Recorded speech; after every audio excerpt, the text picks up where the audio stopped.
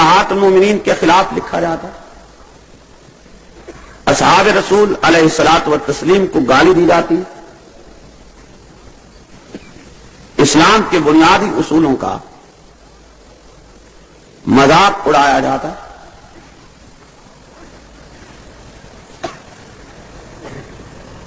اگرچہ میری عام طور پر لٹریچر کو ساتھ لے کر چلنے کی عادت نہیں ہے، لیکن میں نے اپنے طور پر یہ احساس کیا کہ میں آپ کو نمونتاً چند چیزیں دکھاؤں تاکہ آپ کو تسلی ہو اور آپ ان لائنوں پر چل کر آنے والے حالات کو سوچیں اور کوئی واضح لائحہ عمل یا واضح پروگرام آپ تجویز کریں۔ سامعین گرامی قدر، شیعت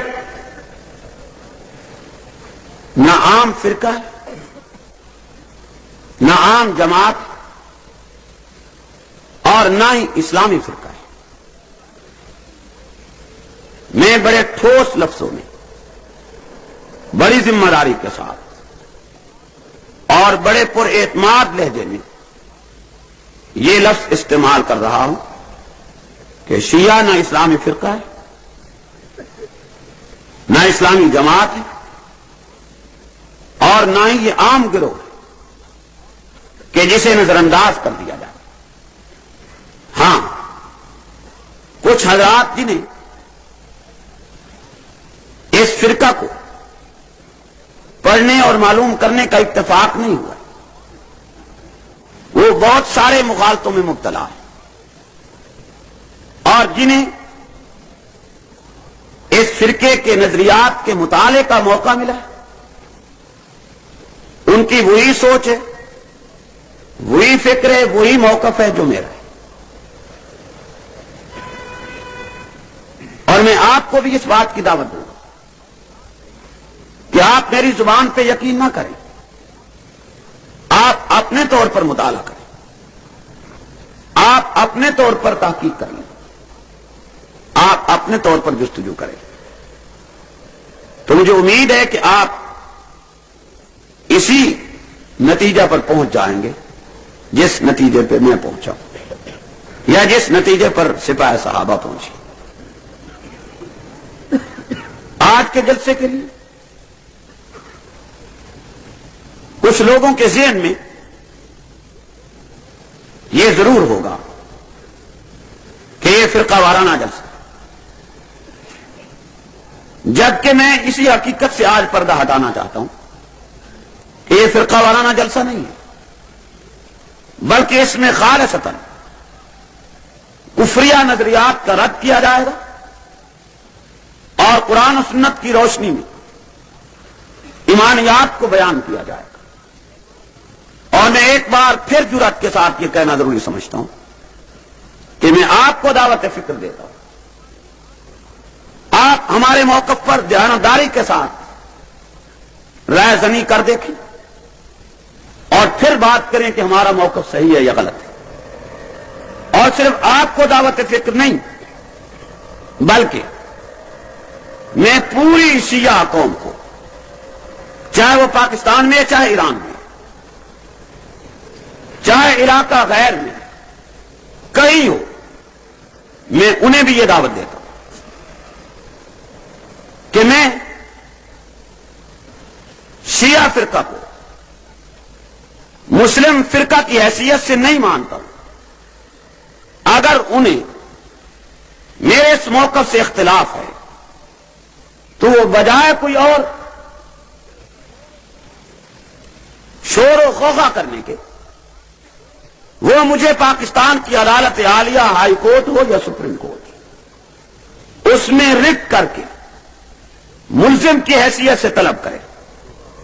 عنوان بحث یہ ہوگا کہ شیعہ مسلم ہے یا غیر مسلم۔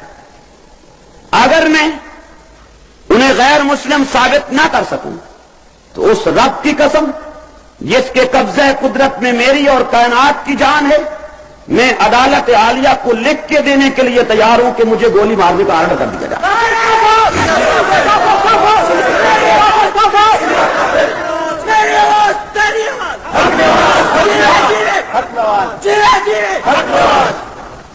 اور میں یہ بات آج پہلی مرتبہ نہیں کر رہا، مجھے یہ اعلان کرتے ہوئے اور یہی لفظ کہتے ہوئے 15 برس گزر گئے، تھوڑا عرصہ نہیں ہے، 20 سینکڑوں کیسٹیں میری اس گفتگو پر مشتمل ملک اور بیرون ملک میں موجود ہیں، لیکن آج تک کسی شیعہ نے جرأت نہیں ہوئی کہ وہ مجھے اس طرح عدالتی چیلنج کرے، بلکہ میں آج یہ بات بھی جرأت کے ساتھ کہتا ہوں کہ دنیا جہان کا کوئی بھی شیعہ ہو وہ زہر کا پیالہ پی سکتا ہے، مجھے اس عنوان پر عدالتی چیلنج نہیں کر سکتا ہے۔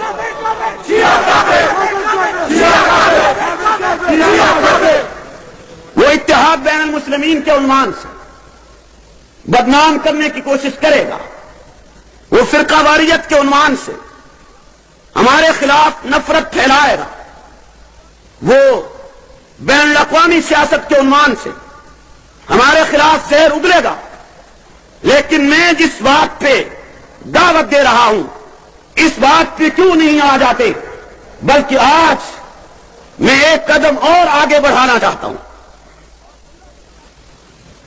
اور جرأت کے ساتھ بڑھانا چاہتا ہوں کہ آج تو جمہوری حکومت قائم ہے، ہائی کورٹ اور سپریم کورٹ نہ صحیح، تم قومی اسمبلی میں شیعہ سنی مسئلہ زیر بحث لاؤ، جس طرح قادیانی مسئلہ زیر بحث لایا گیا تھا۔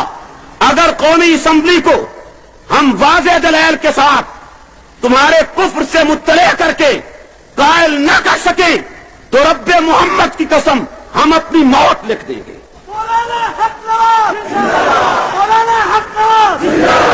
لیکن یہ بھول جاؤ اور یقیناً بھول جاؤ تم بھی اور حکومت بھی کہ تم ہمارے معقول دلیل اور ہمارے وزنی دلیل کا رد فرقہ وارانہ لفظ بول کر ختم کر دو گے، یا ہم تمہاری تردید اس لیے چھوڑ دیں گے کہ اخبار ہمارا بیان نہیں لگاتا یا لوگ ہمیں فرقہ وارانہ سرگرمیوں میں ملوث کہہ کے تانا دیتی، اس لیے تمہارے کفریات کو بیان کرنا چھوڑ دیا جائے گا۔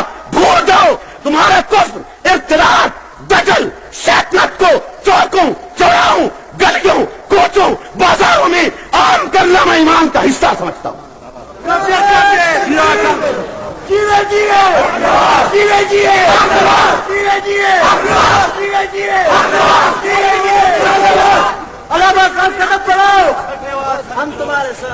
ون وے ٹریفک نہیں چلنی چاہیے، اتحاد بین المسلمین کے داعیوں کی بات بھی سنی جائے، ہماری بات بھی سنی جائے۔ فیصلہ عدالت اسی وقت صحیح دے سکتی ہے جب فریقین کا موقف سنا جائے، یک طرفہ دلائل سننے کے بعد فیصلہ نہیں کیا جا سکتا ہے۔ آغاز ہی میں کہنا چاہتا ہوں، اتحاد بین المسلمین کا نعرہ بڑی تیزی کے ساتھ بلند کیا جاتا ہے اور کہا دیا جاتا ہے کہ شیعہ اور سنی دونوں مسلم ہیں، لہذا اتحاد کر لیا جائے۔ میں تحدی اور چیلنج کے ساتھ پوری دنیا شیعت کو یہ کہنا چاہتا ہوں کہ تم اپنے نئے اور پرانے تمام مذہبی لٹریچر سے یہ ثابت کر سکتے ہو کہ تمہارے مذہب میں ابو بکر مومن تھا، عمر مومن تھے، عثمان مومن تھے، معاویہ مومن تھے، عائشہ مومنہ تھی، حفصہ مومنہ تھی۔ اگر تمہارے مذہبی لٹریچر نے ان کو مومن مان لیے تو پھر ہمارے ساتھ اتحاد بین المسلمین کی بات کرو۔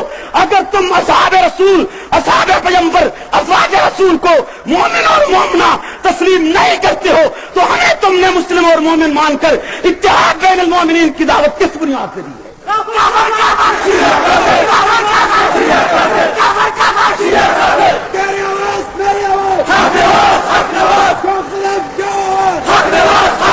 اگر ابو بکر مومن نہیں پھر کوئی بھی سنی مومن نہیں، اگر عمر مومن نہیں پھر کوئی بھی سنی مسلمان نہیں ہے، اگر عثمان مومن نہیں پھر کوئی بھی سنی مسلمان نہیں ہے، اگر عائشہ طیبہ مومنہ نہیں پھر کوئی بھی سنی مسلمان نہیں ہے۔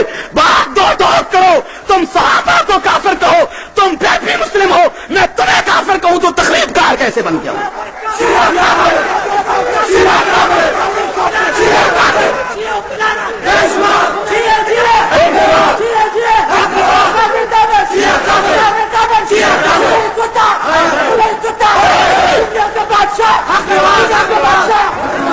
کچھ مجھے بھی کہنے دیں، میرا وقت نعروں ہی میں نہ لگ جائے، میرے موقف کو بڑے غور و خوض کے ساتھ سماعت کیا جائے، جانبداری کے ساتھ غور کیا جائے۔ میں ایک لفظ کہا ہے کہ اگر اصحاب رسول مومن نہیں تو سنی مومن کیسے؟ جن کے ساتھ اتحاد بین المسلمین یا اتحاد بین المومنین کی دعوت دی جا رہی ہے۔ بلکہ ایک بات پشاور کے دوستوں آپ کے یہ بھی واضح کرتا ہوں کہ اتحاد بین المسلمین کا لفظ استعمال کرتا ہے سیاح، اتحاد بین المومنین کا لفظ استعمال نہیں کرتا۔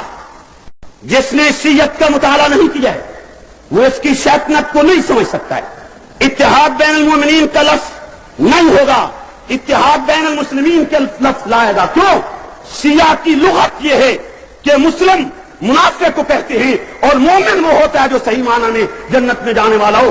اس کی لغت میں مسلمان مومن کو کہتے ہی نہیں ہے، اس کی نظر میں مسلمان منافق کو کہا جاتا ہے۔ یہی وجہ ہے کہ جب جلسوں کا اعلان ہوتا ہے وہ کہتے ہیں حضرات مومنین، تم اعلان کرتے ہو آل اسلام، وہ اعلان کرتے ہیں حضرات مومنین، وہ روزے کا اعلان کرتے ہیں تب مومنین، وہ عام جلسے کا اعلان کرتے ہیں تب مومنین، وہ مجلس کا اعلان کرتے ہیں تب حضرات مومنین۔ کبھی انہوں نے حضرات مسلمین نہیں کہا ہے، کبھی آل اسلام نہیں کہا ہے۔ وجہ بنیادی یہ ہے ان کے ہاں مسلمان منافق کو کہا جاتا ہے، ان کے ہاں جس کو وہ سچا مانتے اسے مومن کہتے ہیں، مسلمان نہیں کہتے ہیں۔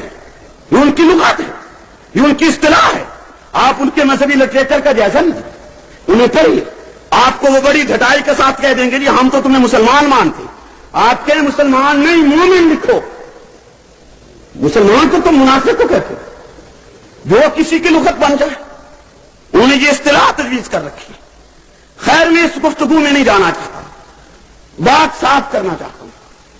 ابتدا ہی سے کچھ ساتھی کہتے تھے کہ آغاز ہی میں اگر بات نہ اٹھائی گئی تو کچھ لوگ چلے جاتے ہیں۔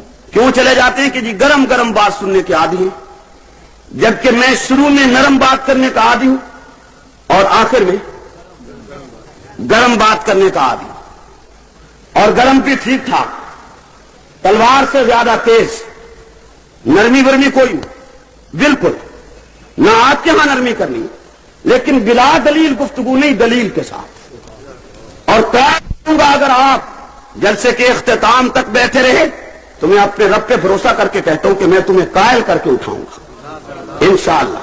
پھر کسی بھی شخص میں جرأت نہیں رہے گی جو آج کے جلسے میں شریک ہے کہ وہ کہے کہ شیعہ بھی مسلمان ہے، نہیں رہے گی جرأت، مجھے امید ہے۔ ہاں اس کی اپنے نہ ہو تو میں کچھ نہیں کہہ سکتا، لیکن اگر اس کے دل میں رتی بھر ایمان ہوگا تو وہ قائل ہوئے بغیر یہاں سے نہیں جائے گا، نہیں جائے گا انشاءاللہ، نہیں جائے گا۔ نماز عبادت ہے، ساری دنیا جانتی ہے۔ جو فرقہ نماز میں بھی گالی دینے کا قائل ہو وہ مسلمان ہو سکتا ہے؟ بلند آواز سے نماز عبادت ہے یا نہیں ہے؟ جی نماز خشوع و خضوع کے ساتھ پڑھنی چاہیے یا نہیں پڑھنی چاہیے؟ جو طبقہ، جو گروہ، جو فرقہ نماز میں بھی گالی دینا ثواب سمجھتا اور ضروری سمجھتا ہو وہ مسلم کیسے ہو سکتا ہے؟ اور گالی بھی حق نواز کو نہیں، یا گالی فضل الرحمان کو نہیں، یا گالی کسی عام مولوی کو نہیں، گالی بھی صدیق کو، گالی بھی عمر کو، گالی بھی عثمان کو، گالی بھی معاویہ کو، گالی بھی عائشہ کو، گالی بھی حفصہ کو، ان مقتدر شخصیات کو گالی دینا جو نماز میں ضروری سمجھتا ہو، تم بتلاؤ کہ وہ مسلم ہوگا یا کافر ہوگا؟ میں آپ کو لین پر لانے کے لیے آغاز ہی میں بتلانا چاہتا ہوں، علماء ہوں تب بھی، عوام الناس ہوں تب بھی، وکلاء ہوں تب بھی، طلباء ہوں تب بھی، گریجویٹ ہوں یا غیر گریجویٹ، ان پڑھ ہوں یا پڑھے لکھے، سب کو کہنا چاہتا ہوں، اور خصوصاً ایرانی انقلاب کے مدعوؤں کو، ایرانی انقلاب کی رٹ لگانے والوں کو دعوت فکر دینا چاہتا ہوں کہ منافقت مت کرو، کھل کے بات کرو، یہ کتاب عین الحیات ایران سے چھپی ہے، پاکستان میں آئی ضرور ہے لیکن چھپی ایران میں ہے، خمینی کے دور اقتدار میں چھپی ہے اور تہران میں چھپی ہے جو ایران کا دارالخلافہ ہے۔ کتاب کا نام عین الحیات ہے۔ مصنف